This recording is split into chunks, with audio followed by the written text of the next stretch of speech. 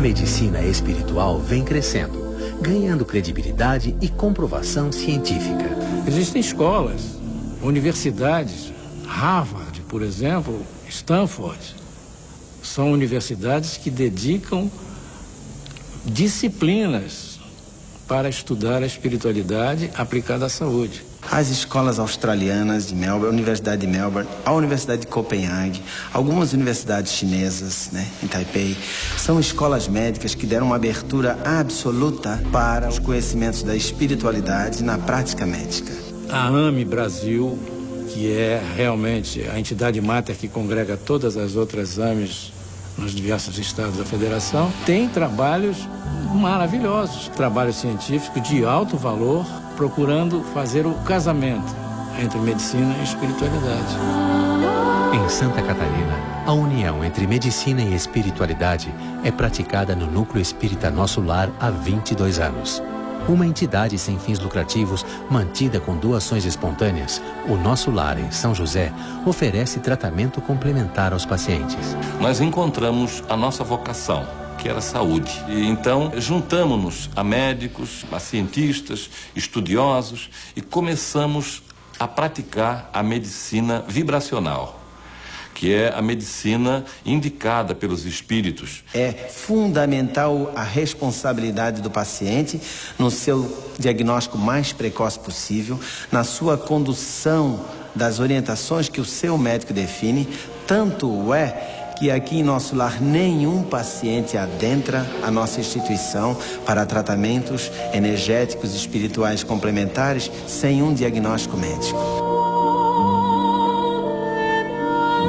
A cada semana, o Núcleo Espírita Nosso Lar atende gratuitamente cerca de 600 pessoas que buscam ajuda emocional e espiritual. Quando nós não conseguimos nos adaptar à realidade que temos, que somos e que estamos vivendo, nós começamos a ter problemas na compreensão, no entendimento e principalmente no ato de viver. Então começam a aparecer certas avarias emocionais, energéticas, espirituais, como depressão, estado alterado de consciência, psicoses, comportamento alterado em criança, em jovem, em adultos. E isto é tratado em Nosso Lar. São as doenças mentais de uma maneira geral. Transtornos obsessivos, compulsivos, esquizofrênicos, enfermidades tipo Alzheimer, Parkinson e também algumas doenças e enfermidades consideradas leves, não críticas, físicas. Em Nosso Lar nós tratamos deste paciente, nós tratamos o espírito do paciente, aquela parte inteligente que ordena a mente e que ordena o corpo. Então os espíritos atuam no corpo físico através da percepção extrasensorial, que nós chamamos de mediunidade. Neste processo existe a captação de informação que o médium procura passar ao paciente, através de passes, através de envolvimento, de toques e principalmente com seu próprio pensamento positivo, com a sua onda pensante, com seu magnetismo pessoal e também com o magnetismo espiritual. Ele consegue então influenciar o ser doente para levá-lo a um estado de equilíbrio. São mais de 650 voluntários trabalhando na aplicação de terapias vibracionais, como passes de câmara, cromoterapia e massagem de toalha. A transferência energética harmoniza os centros de força, buscando a saúde e o bem-estar do paciente. Esses centros de força, ou chakras, eram coisas que eram discutidas há pelo menos 4.000 anos e que eram coisas que eram discutidas dentro de um ambiente místico, religioso, transcendente, esotérico, chame como quiser. Hoje, esse tema é estudado com a profundidade científica. No perispírito nós temos centro de força e no corpo nós temos plexos. Plexos que são constituídos de músculos, de nervos, de órgãos, de funções, de células. E no perispírito nós temos essa mesma função, nós temos este mesmo órgão, só que de uma maneira etérea.